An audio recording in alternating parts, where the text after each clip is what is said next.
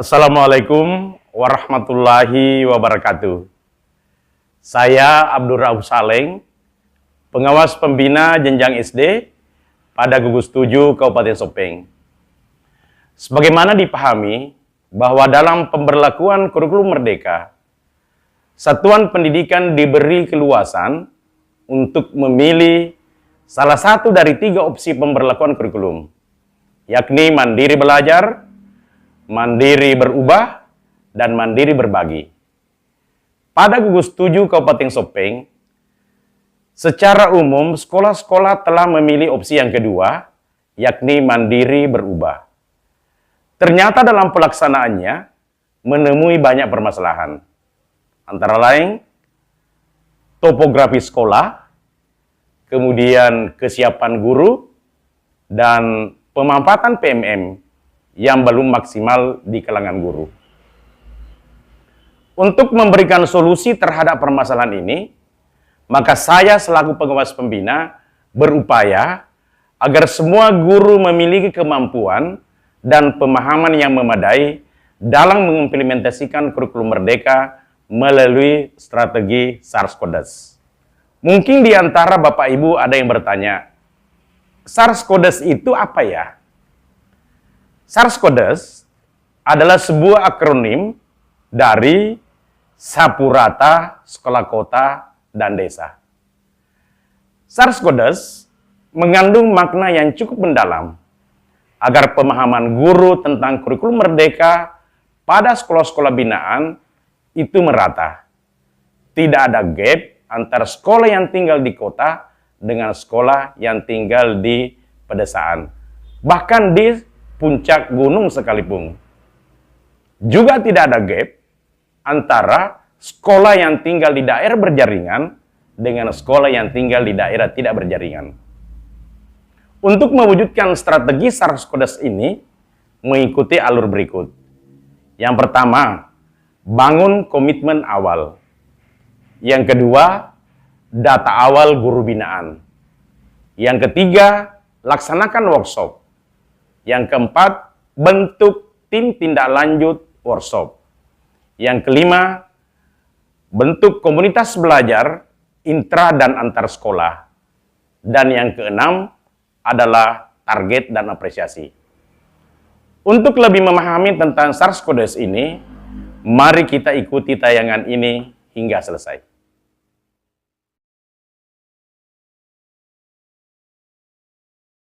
Yang pertama, bangun komitmen pengimplementasian kurikulum Merdeka. Perubahan mindset serta komitmen akan pemberlakuan kurikulum Merdeka harus ditanamkan lebih awal pada para kepala sekolah serta guru-guru di Gugus 7. Untuk membangun komitmen ini, maka saya sebagai pengawas sekolah melakukannya dalam bentuk sosialisasi pada pelaksanaan kelompok kerja kepala sekolah atau K3S dan kelompok kerja guru atau KKG. Bismillah, Pak pengawas pemirsa. Ayo semangat Pak. Awas. Maju. Tantangan di sini.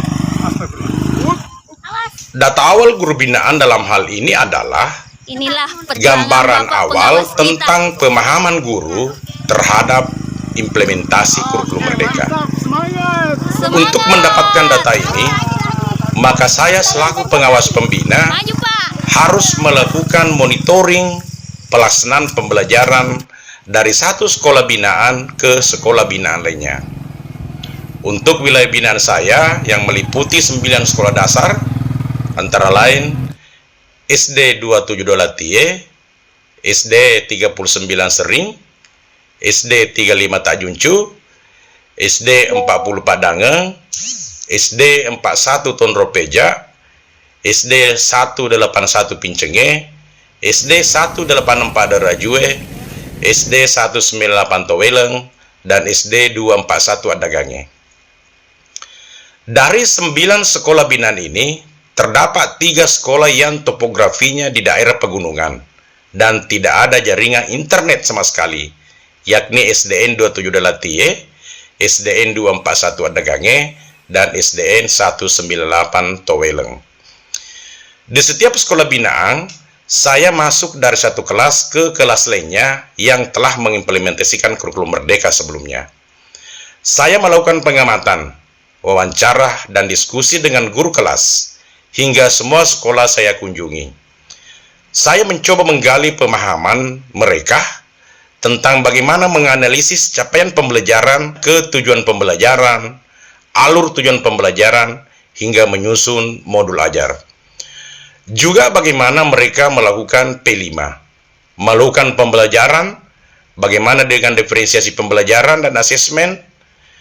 Dari kegiatan ini, saya petakan profil pemahaman dan kebutuhan guru akan kurikulum Merdeka.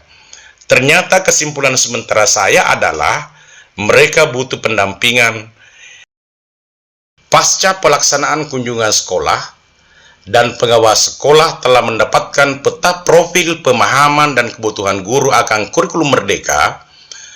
Maka melalui rapat kelompok kerja kepala sekolah, saya menginisiasi untuk melakukan workshop secara berjenjang. Dan inisiatif ini langsung disambut baik oleh para kepala sekolah. Maksud pelaksanaan workshop berjenjang di sini adalah bahwa pemaparan semua materi kurikulum Merdeka dalam workshop tidak harus rampung seketika hanya dalam waktu 4 atau 5 hari. Tapi setelah pemberian materi, harus ada jeda waktu yang diberikan ke peserta untuk melahirkan aksi nyata sebelum lanjut ke materi berikutnya. Setelah lahir aksi nyata, maka pada kelanjutan workshop di hari berikutnya, diawali dengan presentasi aksi nyata dari materi yang telah dipelajari di hari sebelumnya. Setelah itu, baru lanjut ke materi yang baru. Demikian juga, di pelaksanaan workshop secara berjenjang ini, guru diklaster berdasarkan fase atau kelas yang diajarnya. Fase A, satu kelas dengan guru yang mengajar di fase A. Guru yang mengajar di fase B, juga satu kelas dengan guru yang mengajar di fase B. Demikian juga dengan fase C. Sedangkan guru mata pelajaran diberi pilihan untuk bergabung di salah satu fase dari 3 fase tersebut. Tim tindak lanjut workshop dibentuk dengan tujuan untuk menjadi tim khusus pasca workshop. Mereka diharapkan menjadi pendamping belajar bagi kelompok komunitas belajar di tiap sekolah. Untuk itu, tim tindak lanjut ini diharapkan standby untuk memberikan pencerahan bila dibutuhkan oleh komunitas belajar di setiap sekolah. Mengaktifkan kombel intrah dan antar sekolah. Komunitas belajar ini diharapkan berkontribusi dalam memberikan solusi terhadap masalah pembelajaran yang dialami oleh guru di dalam kelas. Komunitas belajar juga diharapkan menjadi cikal bakal tumbuhnya budaya belajar bagi guru di setiap satuan pendidikan, sehingga di ujungnya memberikan kontribusi nyata pada pembelajaran yang betul-betul terpusat pada peserta didik. Pelaksanaan strategi SARS-CoV ini juga menekankan adanya target serta jadwal dari setiap kegiatan yang dilakukan. Sedangkan apresiasi, yakni memberikan penghargaan dalam bentuk kesempatan kepada guru yang memiliki praktik baik untuk membagikannya kepada semua guru di tiap pelaksanaan komunitas belajar. Pemahaman guru tentang kurikulum Merdeka di gugus 7 lebih merata. Guru lebih paham tentang pembelajaran berdiferensiasi, sehingga cara mengajar mereka lebih bervariasi. Dan murid semakin berminat mengikuti proses belajar mengajar yang dilakukan oleh guru. Sedangkan dampak yang dapat dilihat, yakni permasalahan dalam PBM bisa tersolusikan. Kemudian, warga sekolah termotivasi belajar, dan penataan kelas yang semakin nyaman dan aman. Bapak Ibu sekalian, demikian gambaran tentang SARS-CoV ini. Semoga menginspirasi. Wassalamualaikum warahmatullahi wabarakatuh. Salam dan bahagia.